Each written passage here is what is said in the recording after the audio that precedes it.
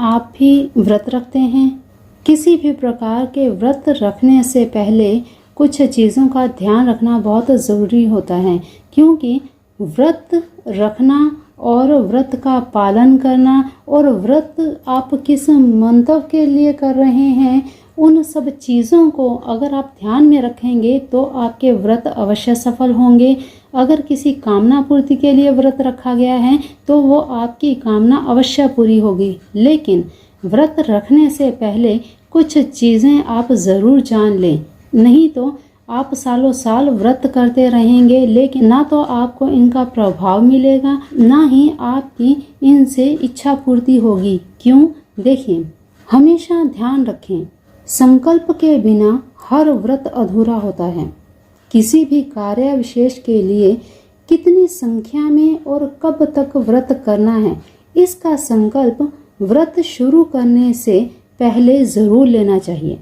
फिर इसके बाद व्रत जब भी करें शुभ मुहूर्त में शुरू करें, और जब भी किसी प्रकार का व्रत रखा जाता है तो पहले आप किसी श्रेष्ठ ब्राह्मण से पता कर लें, या अगर आपको जानकारी हो तो तिथिवार का अवश्य जान कर लें, ताकि आपके हर व्रत निर्विघ्न पूर्ण संपन्न हो सकें। फिर इसके बाद व्रत के दिन क्रोध, निंदा आदि तो बिल्कुल भी नहीं करनी चाहिए। ब्रह्मचर्य का पालन हमेशा करना चाहिए।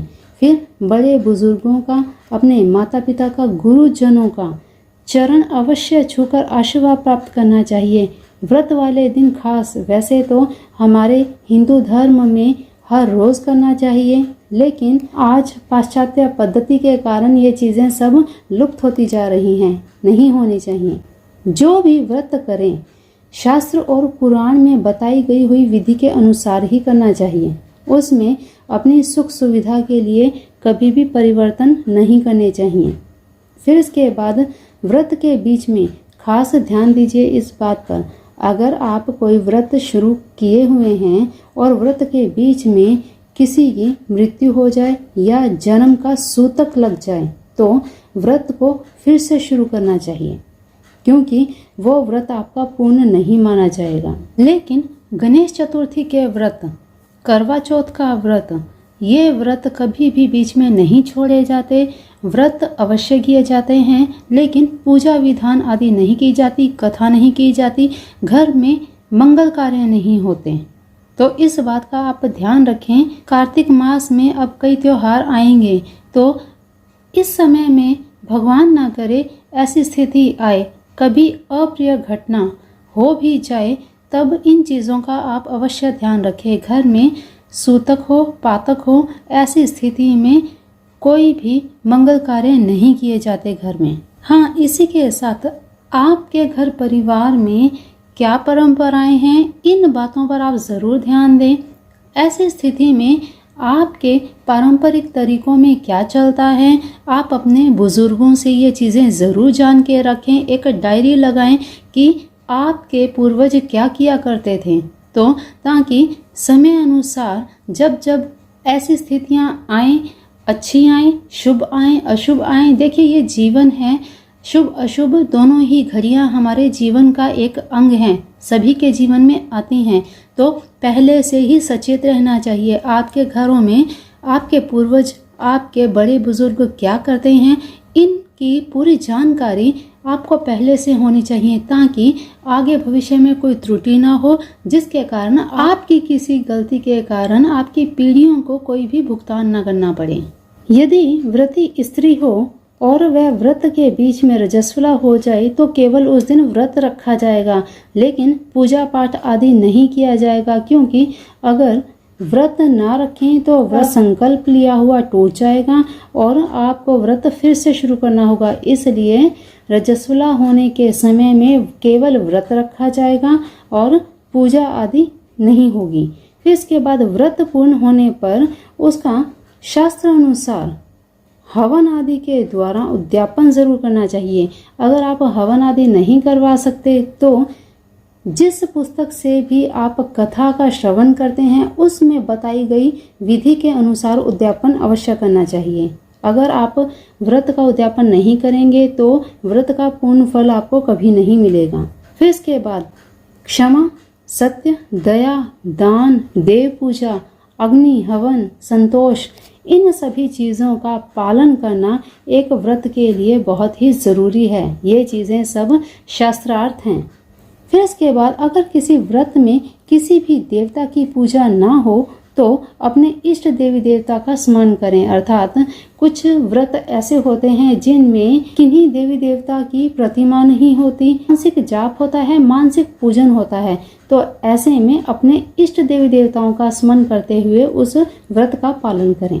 फिर इसके बाद व्रत के दिन देवताओं के साथ अपने पूर्वजों और पितृगणों का स्मरण भी अवश्य करना चाहिए। इससे देव आशीर्वाद के साथ साथ पूर्वजों का आशीर्वाद भी आपको मिल जाएगा और जिस कार्य के निमित्त आपने व्रत किया है वह भी शीघ्र से शीघ्र पूर्ण होगा। फिर इसके बाद अगर किसी कारण व्रत टूट जाए या आपने गलती से कुछ अन्न खा लिया या नमक खा लिया, शास्त्र विरुद्ध कोई ऐसा कर्म हो जाए जो आपको लगे कि हाँ इससे मेरा व्रत भंग हो गया है, तो पहले व्रत के लिए प्रायश्चित करें कि आपसे गलती हुई। इसके लिए प्रायश्चित करने के बाद फिर से उस व्रत को शुरू करें।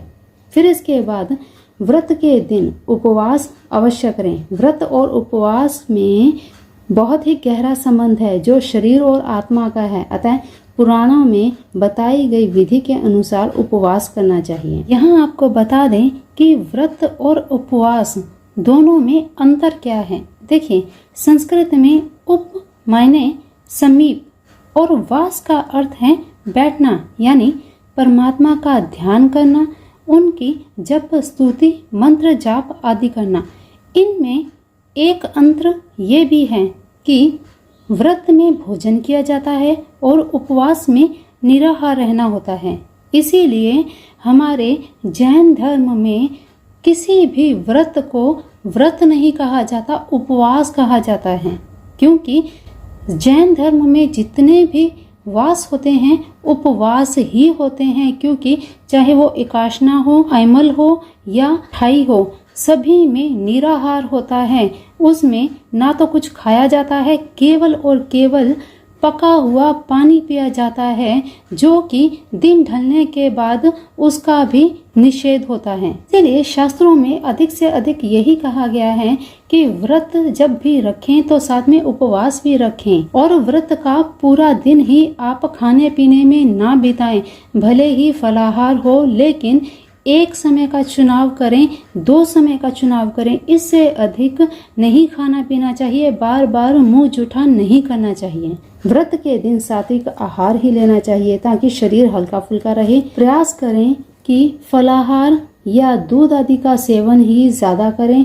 चाय आदि की कोशिश करें कि कम लेना चाहिए। इससे एसिडिटी हो सकती है, जिससे आपको पूरा दिन समस्या से जूझना पड़ सकता है। तो इन चीज़ों का ध्यान रखते हुए मांस, मदिरा, लहसुन आदि इन सब चीज़ों का त्याग करते हुए व्रत का पालन करें तो अवश्य ही आपकी हर प्रकार की इच्छा पूरी होगी जिसके निमित्त आपने व्रत रखा है। अब आगे करवा चौथ भी आ रहा है और कोजागरी व्रत भी आ रहा है, तो इन सब बातों का ध्यान रखते हुए ही व्रत करें और अपनी सभी मनोकामनाओं को पूर्ण करें। तो चलिए, जो भी बातें यहाँ पे बताई गई हैं सभी शास्त्रानुसार बताई गई हैं। कुछ भी अपने आप से कहकर या अपने आप से बनाकर कुछ भी नहीं बताया गया है। तो अवश्य इनका पालन करें तो आपके जीवन में हर प्रकार की आपकी इच्छा पूर्ण होगी। तो चलिए, आज के लिए इतना ही।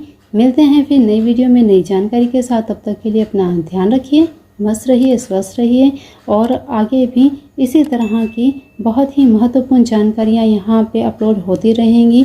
तो जुड़े रहिए हमारे चैनल के साथ। चैनल को सब्सक्राइब करके बेल आइकन प्रेस कर लीजिए। जब भी वीडियोस अपलोड हों आपको नोटिफिकेशन मिल जाएगा। तो चलिए, अभी के लिए जय जिनेंद्र।